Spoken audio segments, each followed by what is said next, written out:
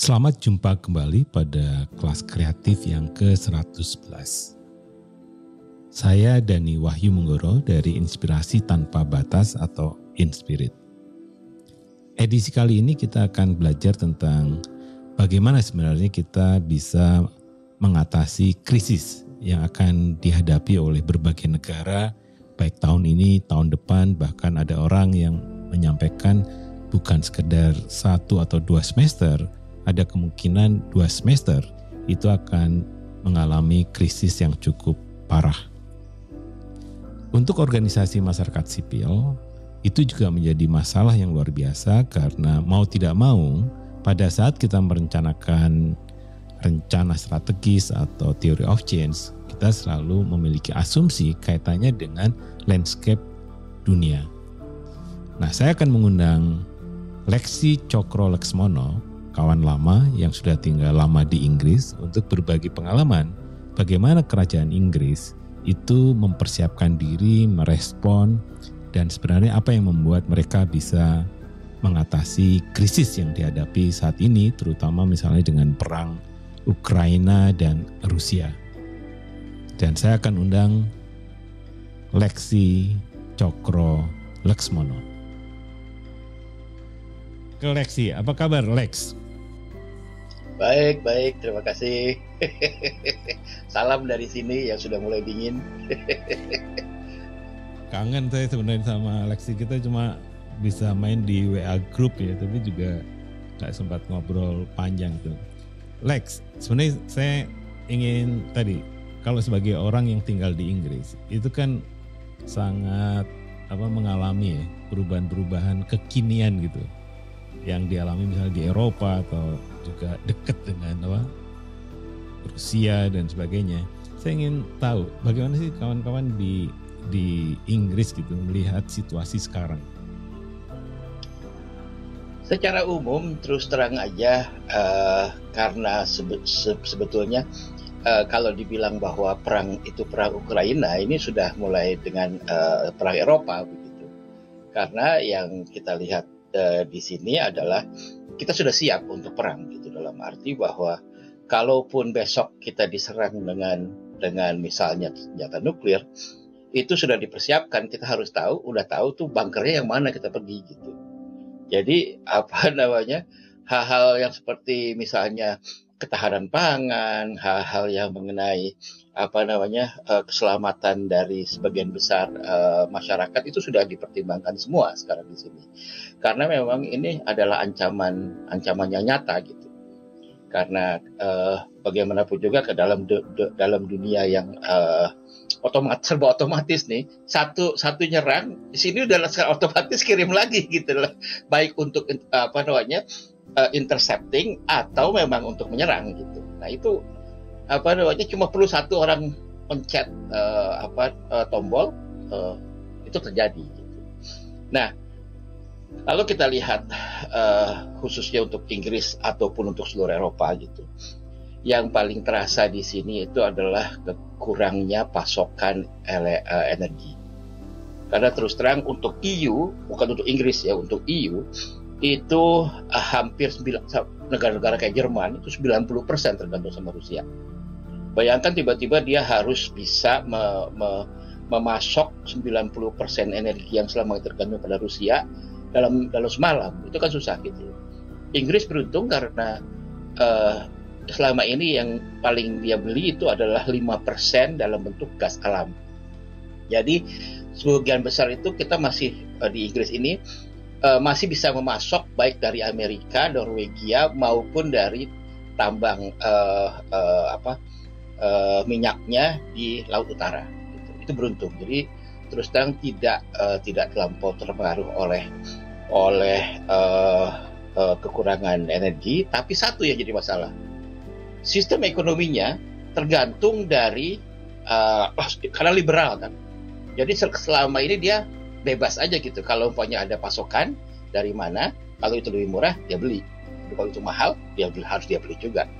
Nah karena itu dia beli dari pasar dunia. Kalau pasar dunianya supply-nya kurang dan kemudian harganya naik, dia juga harus beli dengan harga besar kan, harga tinggi kan.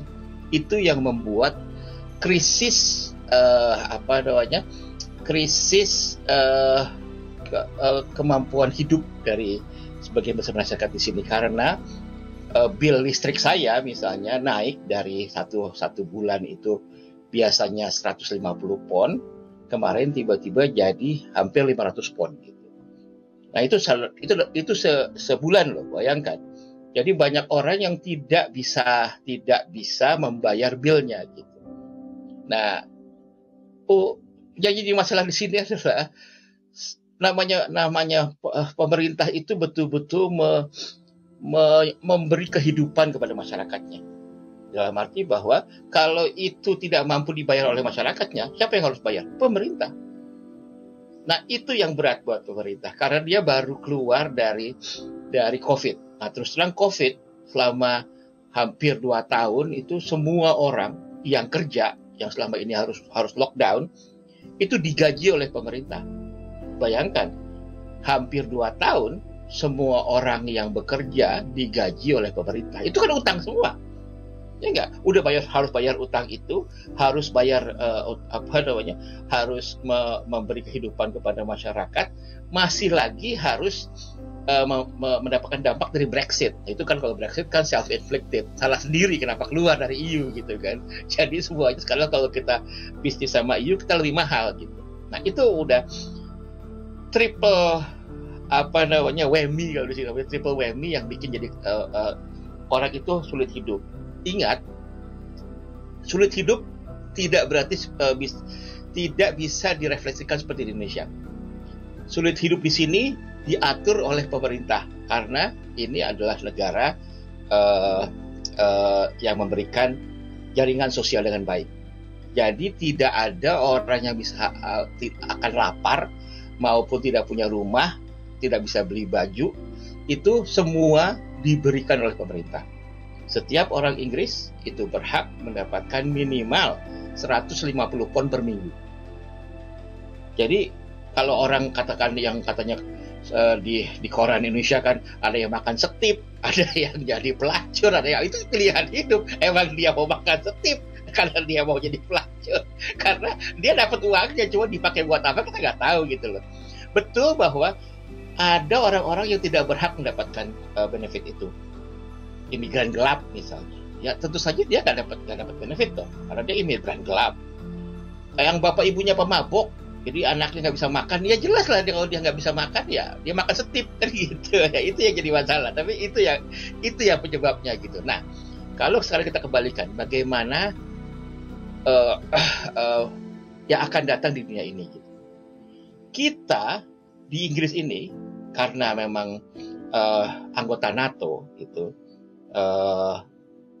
Betul-betul menggunakan semua anggaran untuk pertahanan untuk membantu Ukraina sekarang. Dan itu setiap bulan memang billion of pound. Jadi bukan cuma jutaan, tapi sudah triliunan yang akan dikeluarkan oleh setiap anggota EU, tergantung dari kemampuannya masing-masing. Dan itu bukan dalam bentuk uang, 20% dalam bentuk uang, sisanya dalam bentuk senjata. Itu makanya saya bilang kita sudah perang ini, bukannya hanya proksi, kita sudah perang gitu.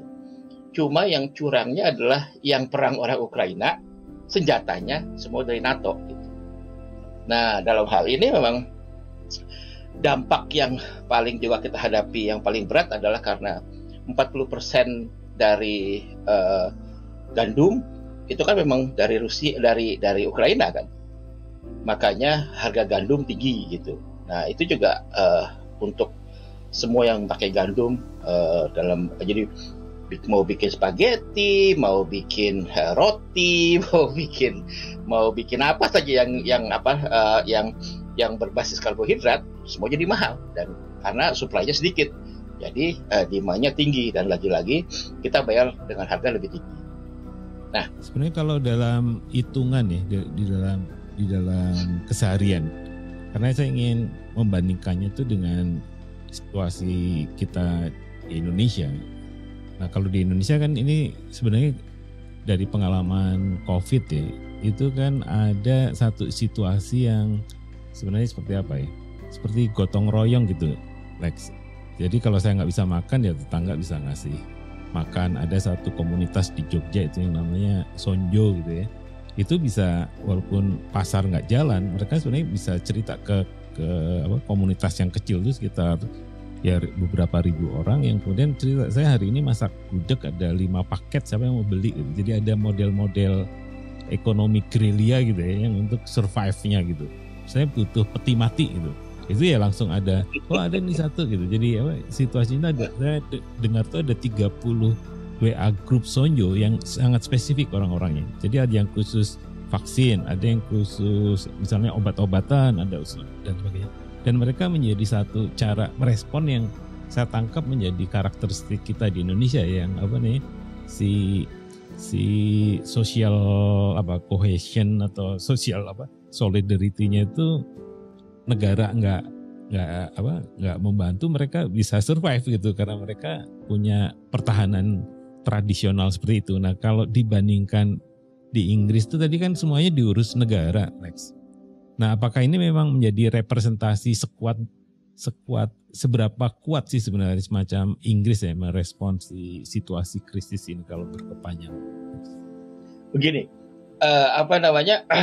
yang saya bilang tadi, semua orang yang tidak punya pekerjaan dibayar oleh pemerintah dan diberi social security oleh pemerintah, betul. Tapi ingat bahwa orang yang bekerja pun sekarang kekurangan, tidak cukup kadang-kadang tergantung dari tingkat gajinya untuk bisa hidup per bulan. Dan itu kan tidak ditanggung pemerintah. Gaji dia tidak cukup. Nah, oleh karena itu emang sudah established di sini bahwa yang masyarakat itu kalau dari sejarahnya ya itu dimulai dari gereja tentunya, di mana almoni atau memberikan bantuan kepada parishionernya, kepada anggota gerejanya. Ini tadi saya ngomong mengenai abad tahun 17-an 18-an gitu kan. Itu sudah established gitu. Tapi di sekarang itu semua diambil oleh NGO. Jadi yang saya lihat sangat baik itu adalah sistem di mana mereka mengumpulkan barang-barang yang dibuang oleh supermarket, dan itu jumlah yang dibuang supermarket banyak, Om Dhani, banyak sekali. Dan tidak hanya yang masih segar, dalam arti bahwa kalau di sini kan shelf life masih barangnya masih segar, tapi karena dia tidak bisa memastikan bahwa standar mutunya sesuai dengan waktu dia fresh, dia harus dibuang gitu. Nah itu yang dikumpulkan oleh NGO, kemudian mereka bikin yang namanya food bank. Nah itu adalah memang bukan untuk orang yang tidak bekerja, tapi orang yang bekerja tapi tidak mampu untuk bisa hidup dalam sebulan dengan gajinya gitu. Nah jadi emang ada tingkatan sosial yang didukung oleh sistem penunjang yang berbeda gitu. Ada lagi orang-orang yang memang dia dapat uang tapi dipakai buat beli obat, dipakai buat macam-macam lah gitu. Dan dia tetap harus makan kan? Ya dapatnya dari food bank itu. Nah, food bank itu jumlahnya udah puluhan ribu sekarang di sini. Dan karena makin banyak yang makin nyumbang gitu, makin banyak yang minta sumbangan, tidak mampu lagi dari sisa-sisa supermarket. Nah sekarang kalau Om Dhani sekarang pergi ke supermarket di Inggris gitu, ada yang namanya food bank donation. Jadi kita beliin spaghetti kita beli buah kalengan, kita beli yang segar juga boleh, ditaruh dalam suatu kayak keranjang besar 3 biji misalnya gitu. Itu tinggi dan besar gitu. Kita taruh di situ. Setiap hari penuh oleh orang yang nyumbang itu gitu. Nah, sistemnya itu established, udah jadi gitu loh. Jadi nggak kalau dia kurang, dia bisa bikin fundraising, bisa bikin macam-macam lah caranya gitu loh. Tapi buat saya hal-hal seperti itu harus kita pelajari gitu. Banyak sekali cara-cara menggalang kepedulian masyarakat gitu. Dan itu mudah sekali. Toh kalau kita salah beli misalnya, orang tuh banyak sekali yang salah beli, taruh aja di situ. Ada baju, ada macam-macam gitu loh. Jadi memang itu salah satu aja gitu. Ada lagi yang emang cuma ngasih baju misalnya. Orang yang ngumpulin baju itu saya setiap kali dimasukin di pos gitu ya, ada cuma ngasukin plastik gitu. Saya mengumpulkan baju bekas, dikumpulkan dari daerah ini setiap Senin misalnya. Kalau kita mau buang baju, setiap Senin taruh aja dalam kantong plastik, taruh depan rumah, diambilin sama dia gitu. Nah itu di-recycle sama dia gitu. Udah jadi sistemnya gitu. Nah, yang itu yang kita pelajari harusnya udah nih. Karena sekarang bukan hanya si NGO yang bikin, masyarakat sudah bagian dari itu gitu loh.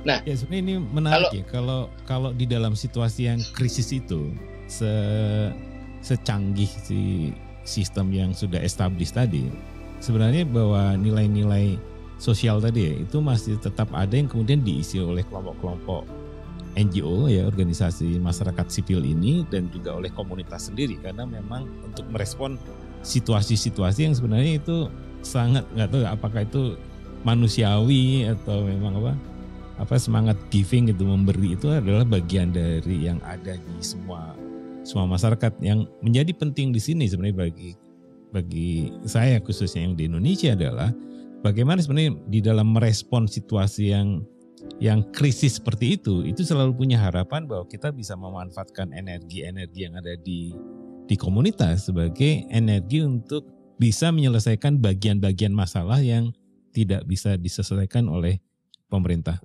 Bukan begitu? Iya. Betul sekali. Itu ya yang harus kita ingat juga bahwa orang di sini itu selalu melihat ada semua tuh niche market namanya kan. Jadi pasar yang sangat spesifik gitu kan. Orang niche market itu orang tuh sudah terbiasa untuk mencari niche market dan mengisinya gitu loh. Karena kalau Anda bekerja terhadap sesuatu yang sudah ada berulang, nggak akan dapat dukungan gitu. Kita butuh inovasi terus-menerus. Inovasi terus-menerus itu sudah bagian dari kehidupan gitu. Nah itu yang harus kita adakan di masyarakat madani Indonesia gitu loh. Inovasi yang tidak pernah berhenti, karena memang keadaan selalu berkembang. Kita ngomong gampang sih, inovasi kan katanya tergantung dari orang yang kreatifnya. Bukan hanya orang yang kreatif kalau buat saya. Lagi-lagi itu enabling environment, lingkungan yang mendukung gitu. Kalau nggak ada lingkungan yang mendukung, ide sebagus apapun mati dia. Karena dia tidak disiram oleh si lingkungannya itu gitu lah. Lingkungan itu yang bagaimana membuat enabling environment itu yang harus kita pelajari. Terima kasih Lexi untuk penjelasan, insight tentang bagaimana kita melihat krisis saat ini, dan kita banyak belajar dari situasi yang terjadi di Inggris, bagaimana kesiapan sebuah negara mempersiapkan diri menghadapi berbagai krisis, dan bagaimana sebenarnya masyarakat di tingkat komunitas dan juga organisasi-organisasi masyarakat sipil itu melengkapi apa yang harus dilakukan pada saat situasi krisis itu sudah dihadapi. Jadi kita bisa belajar banyak dari negara Inggris. Dan untuk yang tadi tentang bagaimana merespon krisis itu, Lexi memberikan penjelasan atau memberikan satu perspektif bagaimana sebenarnya cara kita mengatasi krisis seperti itu dalam konteks yang lebih sistemik.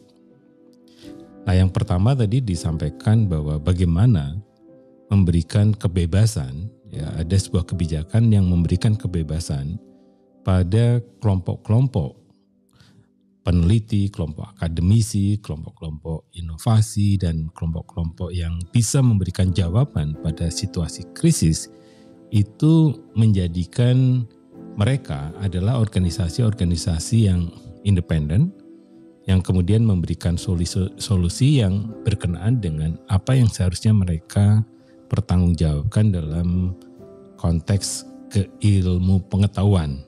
Ini yang menjadi catatan menarik. Kalau di sini sebenarnya ada satu ide bagaimana membangun epistemic community yang mereka sendiri sebenarnya bebas untuk menyampaikan pendapat dan sebagainya, karena toh kalau pendapatnya itu tidak masuk akal atau buruk dan sebagainya, itu akan mengurangi kepercayaan publik pada apa yang telah dilakukan oleh lembaga-lembaga seperti itu. Jadi sebenarnya adalah bagaimana membebaskan lembaga-lembaga riset itu menjadi lembaga-lembaga yang independen. Nah, yang kedua tadi kaitannya dengan dana.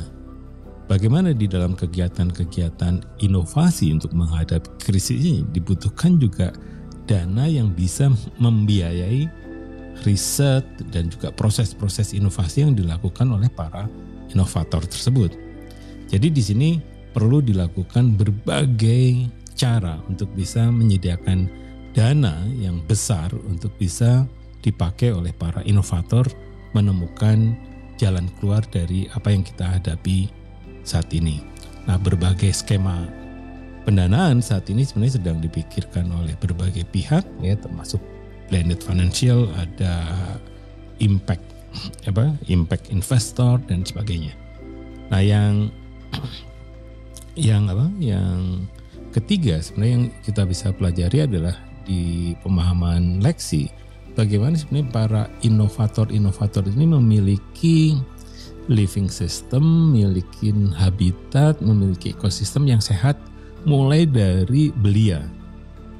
Jadi bagaimana semangat inovasi itu bukan hanya diambil di ujungnya, tetapi sejak belia itu dikembangkan menjadi sebuah ekosistem yang memungkinkan, ya, belia-belia itu berpikir berbeda, berpikir out of the box, berpikir lebih kritis terhadap situasi-situasi yang dihadapi di hadapan mereka sendiri. Nah, ekosistem ini tidak hanya cukup pada individu saja, tetapi juga kepada keluarganya juga harus siap bagaimana kalau anak-anaknya dan bagian dari keluarga melakukan berbagai inovasi untuk memperbaiki keadaan di lingkungannya. Dan lingkungan sekolah juga sama, ya. Jadi lingkungan sekolah juga mendukung inovasi-inovasi yang dilakukan oleh para belia-belia ini, apalagi di level pendidikan tinggi. Jadi itu pelajaran yang kita bisa ambil dari Cokro Laksmono, atau saya sering memanggilnya Lexi. Demikianlah kelas kreatif kali ini. Sampai jumpa pada kelas kreatif berikutnya.